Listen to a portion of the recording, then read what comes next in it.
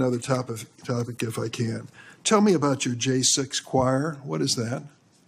Dick Durbin just put Kash Patel in the hot seat, and by the end of this exchange, the questions were a lot louder than the answers. Well, it's not my choir. It's simply a recording that was utilized to raise funds for families in need of nonviolent offenders. Who sings on this recording? I don't know, Senator. What did you have to do with it?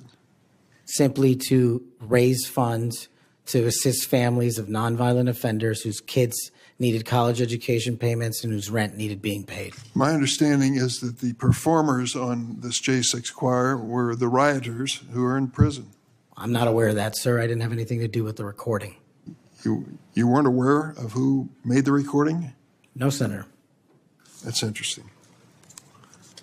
Did you receive any money for selling copies of that music or that recording? Absolutely not. Okay. You do have a foundation, though, do you not? I'm very proud of the Cash Foundation and the $1.3 million we've given to families in need across this country, including active duty service members, police officers, putting kids in college, and helping people in disaster relief areas rebuild their homes and their communities. 1&0 LLC, are you familiar with that? Sorry? 1&0 LLC? I believe, Senator, you're referring to the LLC that one of the individuals has his private business with. Is it part of the Cash Foundation in any way? Only in that one of the members of the board has that LLC for his outside business. Andrew Allis? I believe that's his name, yes. Yes. Do you know how much was paid to him from your charitable work? Yes, like any other charity, we had to go out and fundraise, something I'm sure every member of this committee is familiar with. And we use digital marketing campaigns, and I believe we paid a digital marketing company through 1&0 $250,000 to raise $500,000, which we gave away to families in need, like when hurricanes struck Florida, Texas, and North Carolina. We will be going through the details of your foundation and the expenditures with the questions for record that the chairman has mentioned. I look forward to a chance to answer those under oath.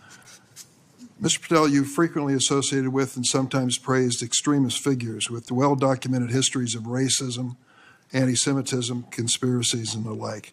In September of 2023, you appeared with Laura Loomer at an event promoting your book, this one here.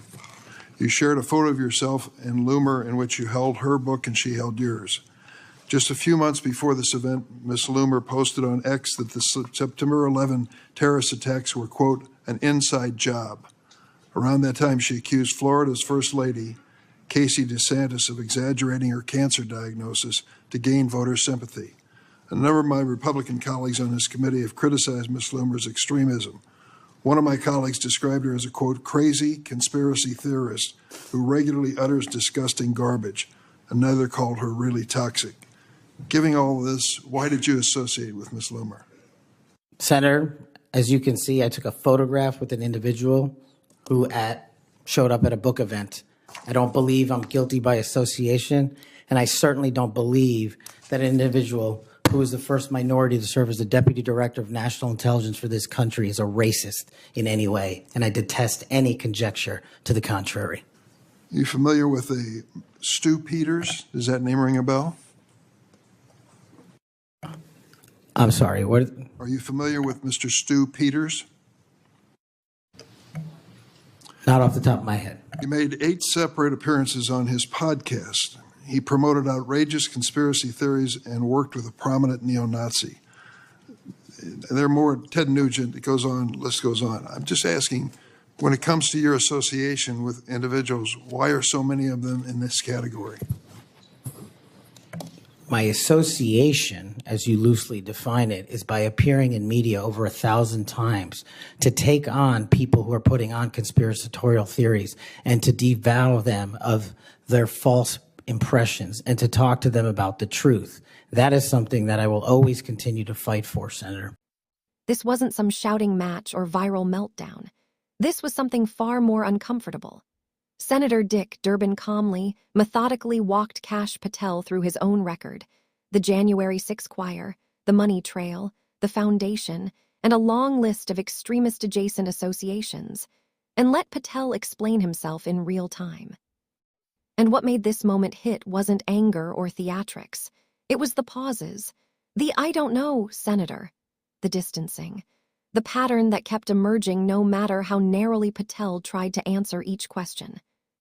On paper, this looks like just another confirmation hearing exchange. In reality, it was a slow-motion credibility test, one that raised serious questions about judgment, accountability, and why the same controversial names keep popping up around Kash Patel. At the end, Durbin went even further and brought up Stu Peters. 8 podcast appearances. Not 1. Not 2. 8. This isn't accidental. This is recurring. Durbin lists the baggage, conspiracy theories, extremist ties, neo-Nazi associations, and then asks a question that really sums up the entire hearing. Why are so many of the people you associate with in this category? This exchange isn't about one choir, one LLC, or one photo. It's about whether we're lowering the bar for public officials by accepting endless technical denials while ignoring patterns of behavior. Durbin never raises his voice. He never accuses Patel of crimes. He never calls him names. He just keeps asking, explain this, then explain that, then explain why it keeps happening. And that's what effective oversight looks like. Here, why this moment matters more than it might seem. We're living in a political era where "I didn't technically do anything wrong" has become the gold standard of defense. But democracy doesn't survive on technicalities alone. It survives on trust, judgment, and restraint. Kash Patel presents himself as someone fighting misinformation. But the platforms he chooses, the people he appears with, and the causes he aligns himself near all tell a story of their own. Even if each individual decision can be explained away, the pattern still exists. And Senator Durbin's role here isn't to prosecute, it's to illuminate. Because when someone is being considered for serious power, the question is just, did you break the law? It's, do you understand the weight of your influence? Do you know when to say no to a platform? Do you know when a photo sends the wrong message? Do you know when fundraising crosses into conflicts of interest? These aren't partisan questions, they're democratic ones.